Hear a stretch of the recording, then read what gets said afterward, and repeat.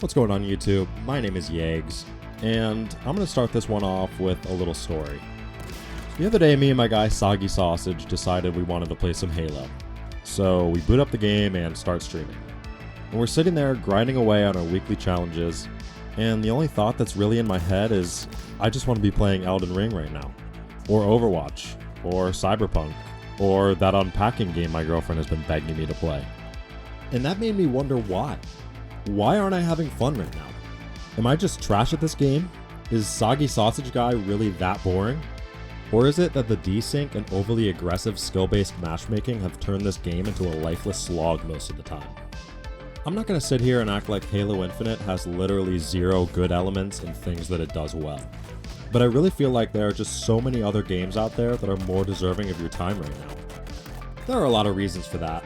And I talked about the lack of maps, weapons, a progression system, and timely updates in my first video that you can find linked in the description below. But today, I wanted to talk about two other major issues that I feel are contributing to the downfall of this game. The biggest problem in Halo Infinite right now is the desync, or desynchronization. This issue is pretty well documented within the Halo community, but in case you haven't heard of it yet, desync is the term used to describe a problem with the online servers where your console and controller movements aren't synchronized to the game servers properly. Those times you got shot through walls and around corners, or when your battle rifle or rockets weren't doing any damage, or when your melee hits just wouldn't register, those were probably due to the raging desync issues present in this game. Not only are there dozens and dozens of examples of this on the Halo subreddit and social media, 343 themselves already publicly announced that this issue is real. Naturally, they downplayed the severity of the problem and haven't properly addressed it in months, but a lot of us that have put 100 hours into this game over the last 6 months will tell you that this isn't something for 343 to be glossing over. With server issues this blatant, they should be directing as much time and attention to this as possible, even before they worry about new content.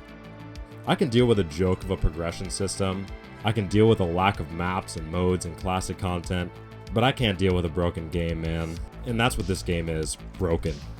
343 has been polishing the turd that is the netcode and servers of this game for months now, and a lot of players just can't put up with the smell anymore. And it's not just the cheesy deaths and lag that kill the fun, it's also the knowledge that sometimes you're the one who gets the lag advantage. If you play for long enough, you will be affected by this, no matter how good or bad you are. And I think some of the magic disappears once you realize that this game has become a Halo slot machine, where you never really know whether or not you deserved any single kill or death. So much of the fun of this game is the satisfaction of besting another player through sheer skill. When gunfights come down to who gets the lag advantage rather than who's better at Halo, people stop playing the game. Who knew? Another thing that I think is hurting this game is the aggressive skill-based matchmaking, or SBMM. Skill-based matchmaking has been a topic of conversation in the gaming space for a while now. But for those who don't know, SBMM is a system that matches players with other players of similar skill levels. This is a very layered discussion, especially as it pertains to Halo. There are arguments on both sides of the fence, but I think having SBMM in every playlist in the game makes it basically impossible to play casually. In theory, fair and balanced matchmaking 100% of the time shouldn't be a bad thing, but in practice, it makes nearly every match feel like an uncompromising grind. So how does this detract from the game? Let me break it down this way. Let's say you want to pick up a sport, so you go to your local gym and start playing basketball. Now, at first, you're absolutely awful. You're like Michael Scott in that episode in the first season of The Office. You're dribbling off your foot and throwing up air balls. But every day, you keep going to the basketball court, and you work on your skills, and you get some more experience, until 6 months later, and you're like Kevin from The Office, right? You're dropping three-pointers like it's your job.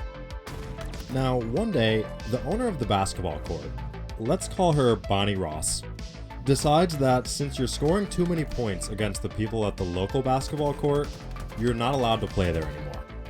Instead, you have to go play with some D1 college players across the street during their practices. So you start playing against these guys, and you're holding your own and getting a bucket here and there, but you're just barely getting by. You're holding on and playing your heart out to keep up, and while you know consciously that you're pretty good at basketball, it doesn't feel like you're all that good.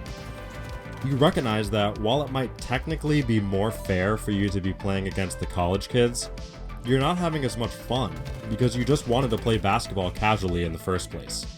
Knowing that you just don't have the time or money to commit to getting as good as the college kids, and unable to play at your local gym, you hang up your basketball shoes for good. You uninstall Halo Infinite from your hard drive. Now, do the D1 college kids that are slightly better than you have a place in the world of basketball? Of course they do. College basketball, or ranked mode, should always be there for players at the highest tiers of skill that want to push their skills to the limit. But is it fair for the owner of the local gym to kick you out because you're an above average player?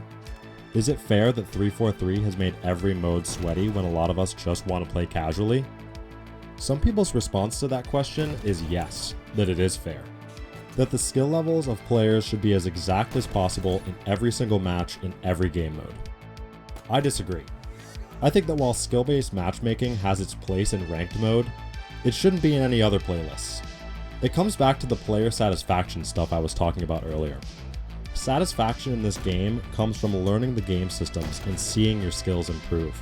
Learning the weapons and the maps and the spawns and the little things that make you an above average Halo player. When 343 continues to move the finish line further and further back until the end of time, it makes it feel as though you're not making any progress. Like your skills aren't actually improving even as you rack up match after match. Even the players in the top skill brackets are getting screwed over, because the SBMM is so strict and the player count numbers are so low at this point that they can't even find matches at all. Like Desync, SBMM has been confirmed to be in Halo Infinite. Anyone who boots up the game will be impacted by this. While not everyone has a problem with it, it ruins the fun for a lot of us that hop on Halo looking to unwind with some casual BTB, only to be smacked around by some Onyx tier assassins. So those are a couple more reasons as to why I think Halo Infinite is flopping around like a fish out of water right now. I really wanted to make a more positive video about this game this time around, but Infinite is down really bad right now, and it's not looking good going forward. It's going to be a long time before we get a massive content drop, and until then, I'm probably going to be abandoning the Season 2 Battle Pass for Elden Ring. I mean, at this rate, it'll probably take me until the next Halo game comes out to beat Elden Ring, but that's not the point. Until then, make sure to like, comment, and subscribe for more awesome gaming content from yours truly. This is Yags, signing off.